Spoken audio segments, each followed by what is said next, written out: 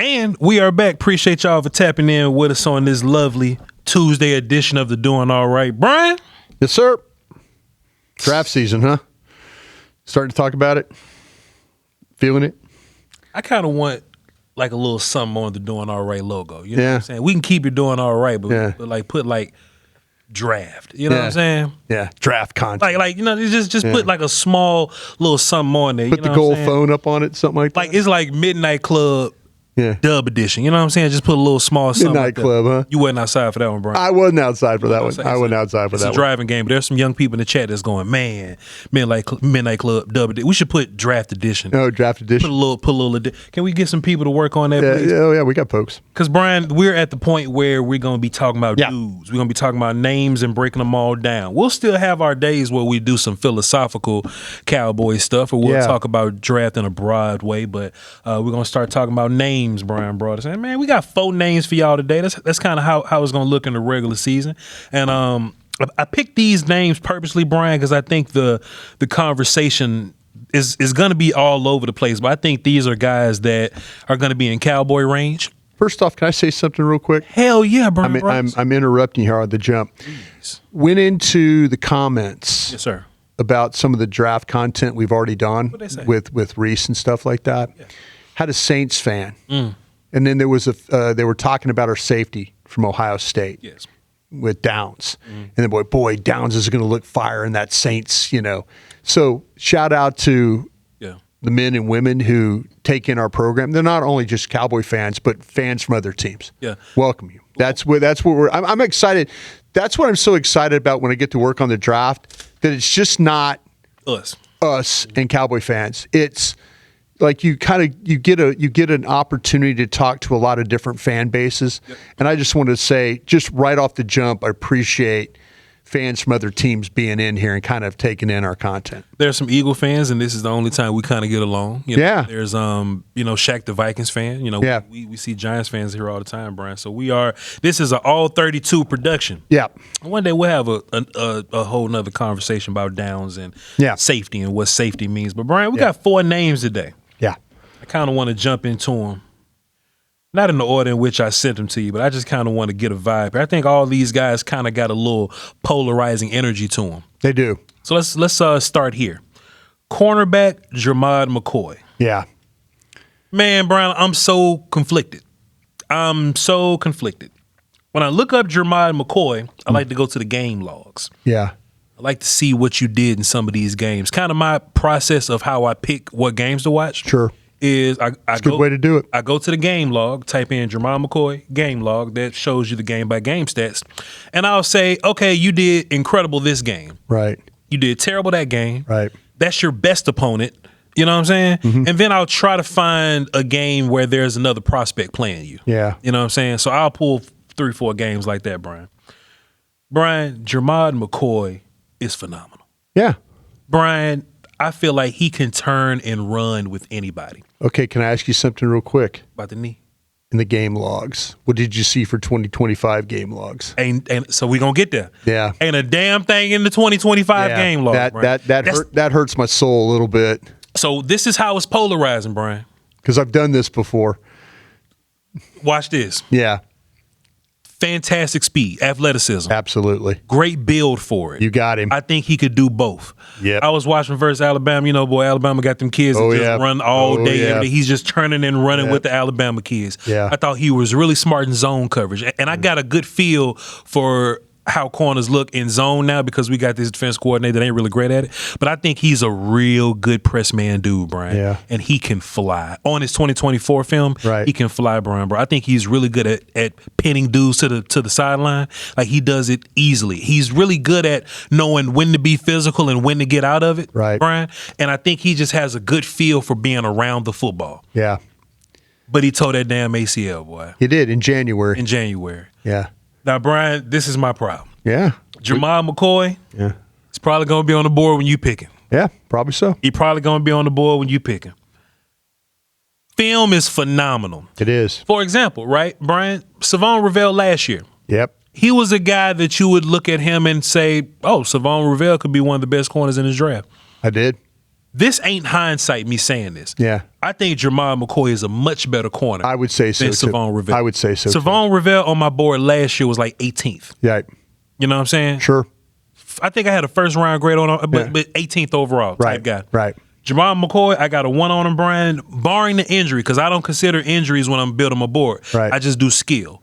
Bryan, he might be a top 10 type player on my board for me. Yeah, absolutely. So he's going to be there when this is for everybody. He's going to be there when the Saints pick, the Cowboys pick, when all these bad teams. He might be the first corner off the board. I think he's the best corner in the draft. But you're saying because of the injury, but the ACL, somebody's going to take Delane from LSU or somebody like that. Yeah. Bryan, what do we do with the fantastic corner that a lot of his game is his athleticism? You're right. It is. A ton of his game is him being able to turn and run with people. Right. What do you do with the torn ACL guy? Fantastic in man coverage, smart in zone, top 10 guy, best corner. What do you do? Man, I put him where I thought I needed to put him. Yeah. And I have him as the best corner. And man, it hurt me in a way because I've been through this before. Mm-hmm.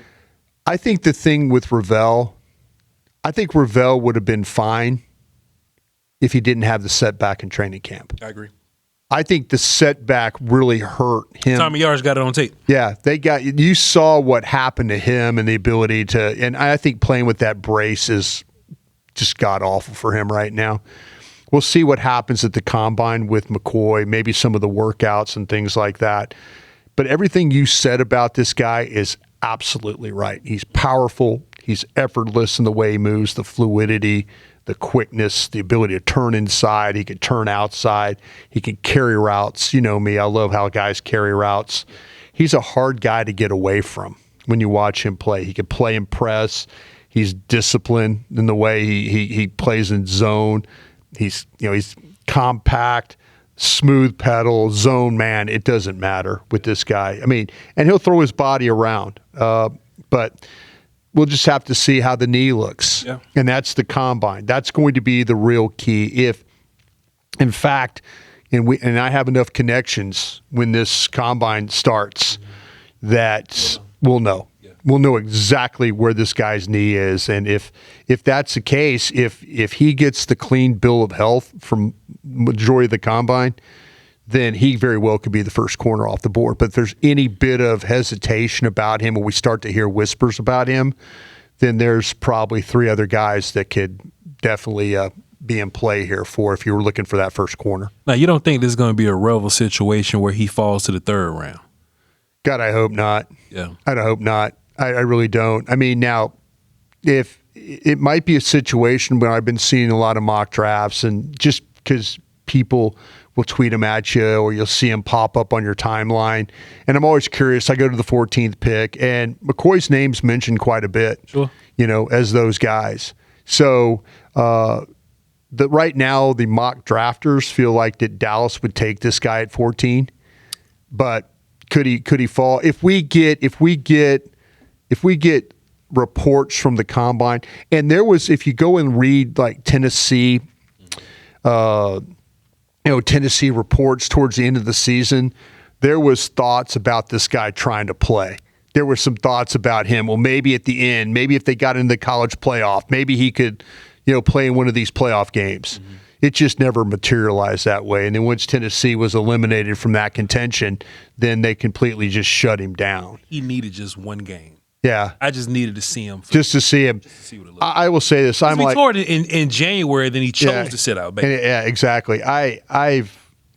You're right. The Florida game, the Vanderbilt game, the Alabama game, the Georgia game. You can watch all these games of him. I watched Georgia, Kentucky, Bama, Ohio State. There you go. Top tier competition. Yeah, this guy is as good as it gets. It's a shame that you're going to be doing. By the way, he's from White House, Texas, which is the same place as our quarterback in Kansas City, Pat Mahomes. Same place. Okay. So yeah, this kid he's a very talented player, and really how the combine and the medical. Yeah. I have a feeling this is going to be one of those cats that people bring in on the 30 visits, and just talk to him and see exactly. Let them have have another second go of seeing how that surgery went. He, like I say, he had it repaired in January, and we're almost a year removed from that. So he could very well be surprising us with some workouts and stuff like that. I think that would put some people's mind at ease if he's able to do those things. Quick Cowboy question. Yeah. There's a lot riding on this draft. Oh, yeah. And having dudes ready to go for this draft. Right. Is McCoy a guy? Because, last year's draft was kind of like you needed to draft well. Right. Your past draft has been kind of weird. Right. Not only do you still need to draft well in this draft, Bryan, but it's like you need those dudes to like play a role for you, some kind of role for you, Bryan. Right. Is McCoy a guy that you would even look at because of that reason? Like you have to hit on this. You got 2 first round that you sent Michael away for 2 first round picks, Bryan. Yeah.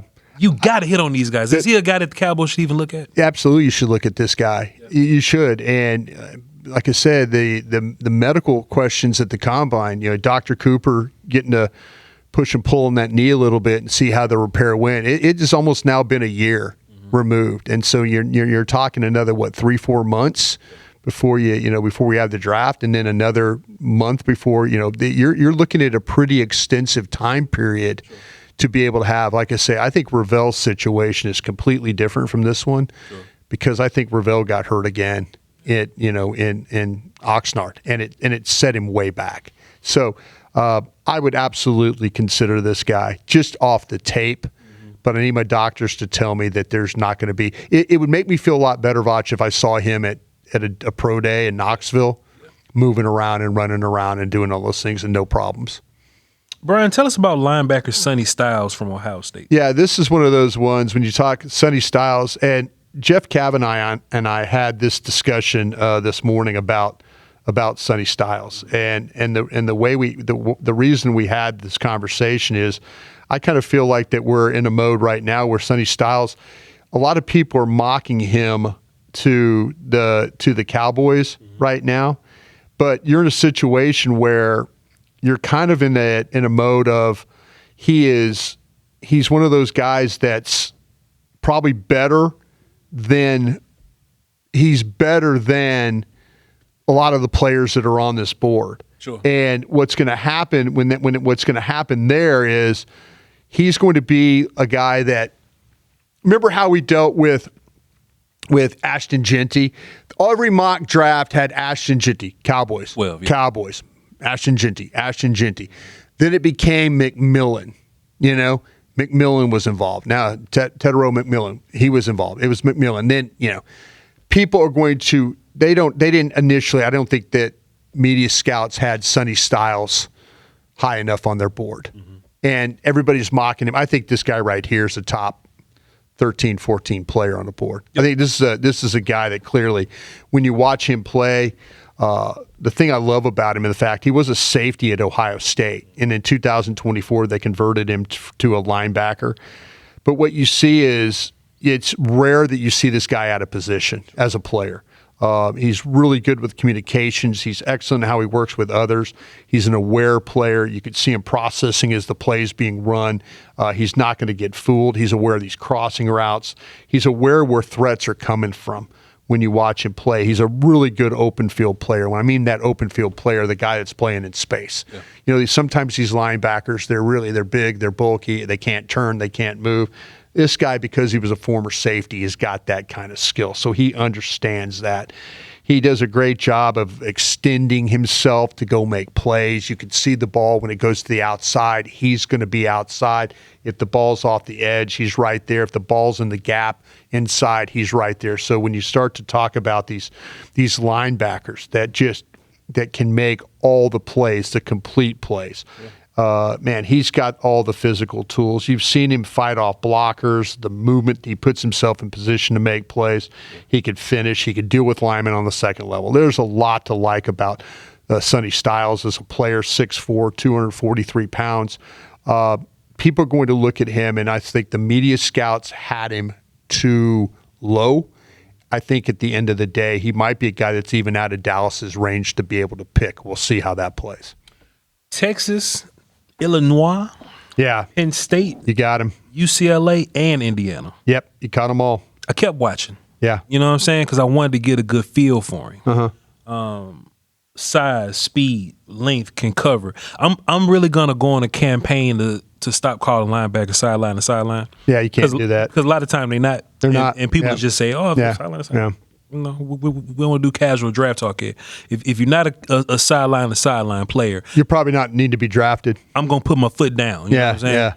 This dude's a sideline to sideline player. Bro. He is. Yeah. You'll see him from the middle of the formation. Bubble to the outside, chasing it down. Sweep to the outside, chasing it down, Bryan Broaddus. I think he does so well in space. I think he diagnoses well. Sometimes linebackers can't diagnose what's behind them. Yeah. I think he diagnoses really well stuff going on behind him. You know what I'm saying? Don't want a man covering people too much. Sure. You know what I'm saying? I just kind of want him looking around, then running. I don't hate him versus offensive linemen. Right. Sometimes he will kind of get washed up in that little, funk or whatever. But in Cowboy context, I think we got D tackles that'll keep him clean. Right. You know what I'm saying? Now, every defensive scheme is not going to need Sonny Styles to be clean, right? For example, if he was playing for the Cowboys right now under Flus, it'll be his job to be in B gap or something. Right. I don't think that's going to maximize what he does. Right. I think if you are going to cause nonsense attacking with your front guys and then let him skate the gaps, that's where I think Sonny Styles will be real good, Bryan. Yeah. I was kind of, please. No, you could watch him against Texas in the opening game of the season, and then it kind of, there's some things, some red flags, and I say red flags, and the sort of the take on and things like that. But then you could watch him against Indiana, he got better. And he got a lot better with all that stuff. I do agree with you about that. I think that, man, that he's got such a feel for the position, and I think that those safety eyes serve him well for. I do agree with you about the man coverage stuff, but when it comes to the zone things, and this isn't just one of those spot drop linebackers. I think this guy has awareness to go and know, he has a feel. I think that another guy that we're going to talk about in the coming days will be Rodriguez from from Texas Tech. When you talk about coverage and things like that, these spot drop linebackers, you need, in this day and age, you need guys who can play a little bit in coverage, though. One day we're gonna talk about the other linebacker in this class that's kind of popular, the kid from Georgia. I ain't gonna lie, I watched him back to back. Yeah, and I wish Sonny was a little physical thumpy like him. Yeah, CJ Allen. But you can't have everything. No, you can't have everything. Can't have everything, because I wish he would cover like Styles would. Yeah. So if I had to pick one, I would pick Styles over him. And Bryan, I thought I was a little higher on him than some other people. I actually asked you about it, like when we first started talking about it. You said you had a 2 on him. Do you still have a 2 on him? Yeah. What I have is, like I said, I'm probably looking at 14, 15 first round grades. Yeah. And I think he's going to fall somewhere between 16, 17, 18, somewhere on my stack right there. I think he's just on the back end of that, of that. But like I said, he'll likely go higher. I'm not going to window dress this thing, but my gut feeling says he will probably go higher. When it's all said and done, when you start looking at these guys, players ahead of him, yeah, he'll clearly be better. He'll be a first round player that way. I got a 1 on him, and if I can use your language, he's like a 119. Yeah, that would be the bottom of the first round. Yes, sir. He's like 1. Yeah, just to explain to folks, if you look at the way the Cowboys grading scale, and again, this is just how we used to do it. A grade of a 1-0 would be the top of the first round, and then if you went back, the further back you went in the round, like the player, for example, Jason Witten was a 119 on our board in that draft. So he was the last player in the first round. So that's somewhere between, I know some people like to do those cheater grades where they do like a 1-2 grade. Well, that 119 would on a Cowboy board would put him at the bottom of the first. I don't do those because I'm on your coaching tree, and you've always. I can't handle the cheater grade. I can't handle the 1-1. I can't handle the 1-2. I just either put him in the first round or put him in the top of the second round. That's what you need to do. Man, Bryan Broaddus, let's talk about our guy Woods there. Yeah, Peter Woods, defensive tackle from Clemson. Yep. I feel like they kind of overrated both those Clemson guys a little early. Yeah, but we'll talk about it. Defensive tackle. Yeah. 3 tech probably. Yeah, that's what I got him as. Got him as a 3 tech there. I'm trying to. There we go. I watched LSU, Boston College, and Syracuse. I got him at LSU, Georgia Tech, and SMU. So I went right back. There. Yeah, right there. Great athlete, Bryan Broaddus. Yeah. Ball get off. Yeah. He got burst. I feel like he has quick hands, even though I don't think he always know how to use them, but they are quick. I think he has the ability to stack and shed guys. I want him to be a little more consistent doing it. Sure. But he can stack and shed guys. I think he wins a lot being just bursty upfield, running down the middle of the gap guy sometimes. I always want my tackles to be able to be anchory and like control people or whatever. Yeah. Even if you're a bursty upfield guy. I think that might limit him a little bit. I think teams are going to look at him as like a pass rushing 3 tech. Right. I think he's decent versus the run. I think he has a lot of effort, and his motor's pretty cool when he's not tired, because I think Clemson plays him a lot. Sure. So when he's not tired, I think he runs around pretty cool. Bryan, this is what's interesting about how powerful I think he is. I think you're onto the power stuff. I'm interested to hear what you have to say, because I felt the same way. I think he stacks and sheds cool. Yeah. I don't see him push people around, though. That's fair. I think he anchors decently. Yeah. I don't see him get pushed back a whole bunch. Right. He'll get washed sideways because he's moving that way, but I don't really see him pushing to gain ground on the line of scrimmage, Bryan. Did you see that? Yeah, the thing that I think you got him, the double team stuff, I thought he played well against those, and I thought he could get skinny to kind of separate blockers. But there are times where he got really tall as a player, and then he gets caught up that way. When he's playing down, knee level down and stuff, I feel like he's a much better player. Most guys are. If you play tall, you're probably going to get worked a lot. Yeah. But I think you got. I know this, and I specifically talked about this in some game, and because I said the upper body strength, the pop in his hands. He could stand offensive linemen up, gain control of the blocker. He's good at getting off blocks, but I mentioned he struged against Georgia Tech getting off blocks. And then also he had a problem. LSU too. LSU. Yeah, and he had problems against he had problems against SMU a little bit with some of the stuff with the pad level and things like that. Running down the middle of people. Yeah, and that's there's. I think the thing that bothers me the most about him is that the consistency part of it. How do you look really good in some games, and in others that you lead me to believe, are you injured? Are you tired? What you dealing with something off the field that's kind of making you not play at your absolute best? But he is a 3 technique that can get up the field. Now the problem that I had and I caught him through 8 games is what I had. He'd only had 3 sacks through 8 games. As a pass rusher. As a pass rusher. A whole bunch of production. Exactly. And so that's kind of where I was struggling with this guy a little bit because I felt like that, to me, the inconsistency of his game. 6'3", 315 pounds. I mean, he's a good-looking player. Sure. But man, he doesn't play like he looks at times, and that bothered me as I worked through this player. Yeah, bit of a raw player, Bryan. I'm also struggling with what round to put him in.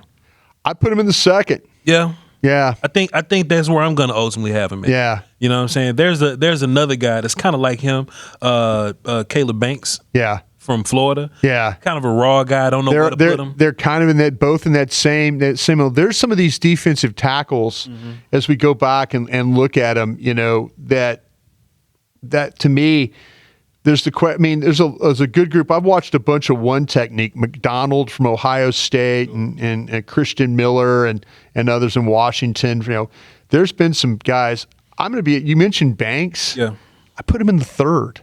See, and I know we're going to talk about him another time, but I had him clearly behind all these guys. See, Bryan, this is the problem, right? Banks and Woods are very talented. Yeah. But they're raw players. Right. McDonald may not be as talented, but he knows how to play D-line way better than them. Yeah. He knows how to play the position way better than them. Yeah.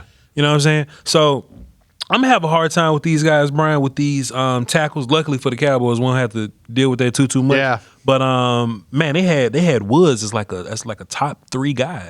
That's a little rich for me right now. Rich for me. Yeah. Bryan, tell us about this our last guy. Tell us about this running back prospect, man, that's been giving us hard time out here, man. Germad Love from Notre Dame, Bryan. Yeah, I tell you what. When you look at Jeremiah Love, I mean, he is a guy that can kind of do a little bit of everything. When you watch him play, he catches the football extremely well.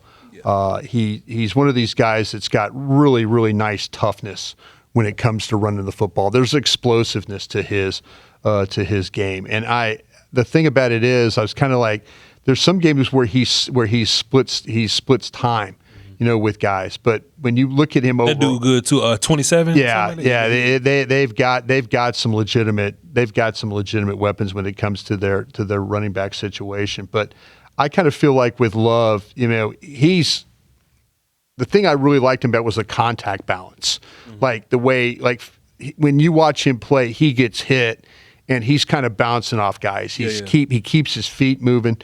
Can easily run through arm tackles. He does a great job of making the first man miss. He can create stuff on carries. He's got escape plans. You could watch him run, and he has an idea of how to escape tacklers. He could spin. He could hurdle.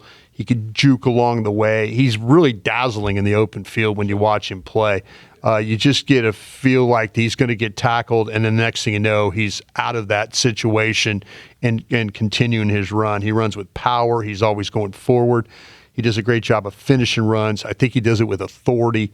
That was impressive. The power in the lower half of his body, the creases between the tackles, the patience setting up his blocks. The scheme uses pullers on a lot of his plays. And so you see that patience where all of a sudden there's a guard pulling, there's a tackle pulling, or tight end pulling, and he kind of gets in behind and then is able to kind of to get up the field. But I was really impressed with that way. So he lets these blockers get on their paths, and then he's falling right behind them. He catches the ball well. I mentioned that coming out of the flat. You can use him in all areas of the passing games. The 3-down versatility is an absolute must with this guy because he's got a dynamic offensive skill set. And so you could spread him out wide and turn and throw him the ball. He has this ability to take little plays and to make them really, really big plays. So there's a lot of home run elements to his game. At 6'1", 214 pounds, I mean, he is as sturdy as they come. I watched him against Texas A&M, USC, and against Miami, and he was good in all those games. Bryan, you know how the rule for Derrick Henry was? Yeah. You got to get to him early. Yeah. Because if you don't get to him early, he's going to get through. He builds up ahead of steam. He's gone. I think Jeremiah Love is similar to that in a way of he knows how to manipulate angles really well to where if you're a dude trying to tackle him in open space, you're coming at an angle. Yeah. He knows how to make a small move to make you run past him. Right. Or some other guy, right? Like you got to catch him behind the line of scrimmage while he's kind of thinking and being patient and finding his gaps or whatever. Right. You got to get him in. If you don't and let him get in the open space, he's going to avoid everybody and get gone. You had a fantastic write up on him, Bryan. If I could add anything else, I want to talk about his pass blocking. Right? Yeah. I think he's a very willing pass blocker. Yeah. He always knows who to block and how to get there, but he's kind of small though. Right. You know what I'm saying? So what he'll do is he'll throw his body into people and get exploded. Yeah, you know what I'm saying? Yeah. But he's willing to put his head in. Yeah. So I'm sure some coach is, they're gonna work on that, Yeah. where to block people, leverages and dealing with guys like that. But at least he's willing and he knows who to block. It's not too mentally tasking for him to get out there and do it. But Bryan, catch the ball, guy, all this kind of stuff, complete back. But where do you put him? Yeah. Where do you put him? We talk about Jeremiah Love. We've talked about him before. I don't quite put him in that Bijan category. Yeah. And we saw Bijan last night go crazy. Yeah. You know what I'm saying? But I think he's real. I think he's a little better than you remember Breece Hall coming out of college. Yeah, sure. I think he's kind of in that kind of range more so. Don't quite know what round to put him in on this grade situation. I think he'll get drafted in the first somewhere. Sure. But I think second, maybe, possibly. Yeah. But I got him in the first. Yeah, I put him in the first round as well. I think he's going to be the best back in this draft for sure. And until I see somebody different, I know I looked at a guy the other day from Washington, this Jonah Coleman, and people were like, "Oh, you got to watch Jonah Coleman. He's a transfer from Arizona and 5'9", 228, and I know we'll get into him another day. People love telling you got to watch this guy. Yeah, you got to watch, and I did, and Jonah Coleman is like a 3rd-round back. I ain't got to him yet. Yeah. For that exact reason. Yeah, and so no, I just people saying, hey, take a look at Jonah Coleman, and so I did. So I'm looked at a couple of backs, but I think that Love is going to be the first back taken in this thing. I want to ask you this as we finish this thing up today. Please. Of the 4 guys, and we kind of talked about how this all would play out. If you had to rank them. Okay. If you had to rank them in how you would take them, and do it this way. Okay. Do it how you would take them. Voch's board. Voch's board. Like if you just stack the 4 players and then stack the players, and that way somebody, if they're following along with us, if they're a Saints fan or a Buccaneers fan or whatever, they know how you feel about the players, and then stack it how the Cowboys should see it. In my mind, it's McCoy, Love, Styles, Woods. Okay. I think. Yeah. It's plenty time to fix it, right? Right. But I think McCoy got top 5 tape. Right. You know what I'm saying? But the injury. Germad Love, number 2, the talent is there, but he's a running back. Sonny Styles, talent is there. Cool. Peter Woods is just the worst of them. Yeah. What it is. Yeah. How the Cowboys would see it or how they should look at it? How the Cowboys, how do you think they might look at it? I think the Cowboys are going to love Styles. Yeah. I think they're going to love Styles first. They're gonna like McCoy, but they're gonna want to talk to him and see what the injury thing. Yeah, but this is a team that they just got bit by the Ravel. Well, they're also a team that's willing to take the guy with the bad knee. They did it with Sean Lee and stuff like that. If McCoy is around at your 20-something pick, yeah, I think that's what they'll do with it. So you're not thinking that they would take him at 14? If he's at your Green Bay pick, I think they'll run to the podium and go get him. Yeah, that's what I think. Okay. Cowboy land, Sonny Styles first, then Germad McCoy, then Jeremiah Love, and I think Peter Woods will be last. Yeah, that's what I think. Any chance that they would have Love over McCoy? And I know I asked you this question yesterday about would you willing, and you told me, yeah, I'd be willing to take Love. I'd take considering if I had everything in order, if I had a really good off season of signing players, and would there be a scenario where you would take Love, the running back from Notre Dame? I think it's going to come down to trusting the injury, and I think how the Cowboys operate, even if they have a phenomenal free agency, they're still going to bank on the draft pick starting because that's how they do it. That's what they do. Right. Like, hey, man, we just know going into the draft, we looking at one of these corners. We're going to draft one of them. Right. So we'll sign maybe a good corner and maybe some veterans, but we're going to draft with the intent to get our next starting corner. Right. And we've done the research. We've done 1,000 mock drafts, and we feel like McCoy, Delaney, or Terrell are going to be there at either one of our picks. And they're going to take corner right there. That's how the Cowboys operate. Yeah. So with that being said, I don't think that'll put them in this situation where they're going to look at McCoy first. I think they're going to look at Styles and Love early. Right. And with that late pick, if McCoy's there, I think that they're going to pull it. I don't think they look at Woods at all. Yeah, I don't think they look at Woods at all. I mean, even though that defensive tackle is kind of with who the backups and stuff. We can't even get Perry on the field right now. No. Because it's loaded in there. I do agree with you. Me personally, I would have, if it was the way I would look at it, I would have McCoy, Styles, Love, Wood. That's how I would do my stack. Yeah. Cowboys, I think I like what you're saying about Styles. I think they think a linebacker that much. Yeah. They think a linebacker that much. But I will say this, I just have this gut feeling that we keep talking about him, and everybody's going to catch up with the fact that he'll be gone at 9. He'll be gone. Yeah, he'll test really well at the combine. He'll look really good on tape. The workouts will be good. Coaches will fall in love with him. I could see him going much earlier than where the guys that I think might be available to you, like you said, are probably McCoy, probably Love, and Woods would be available to you as well. in that scenario. I just think Styles is probably going to go a lot earlier. Man, Brian, lucky for us, teams suck at drafting. Yeah. They not good at it at all. You know what I mean? Yeah. So appreciate you, Brian. This was a fantastic Thank you, man. Appreciate you. I love talking draft with you. Yep.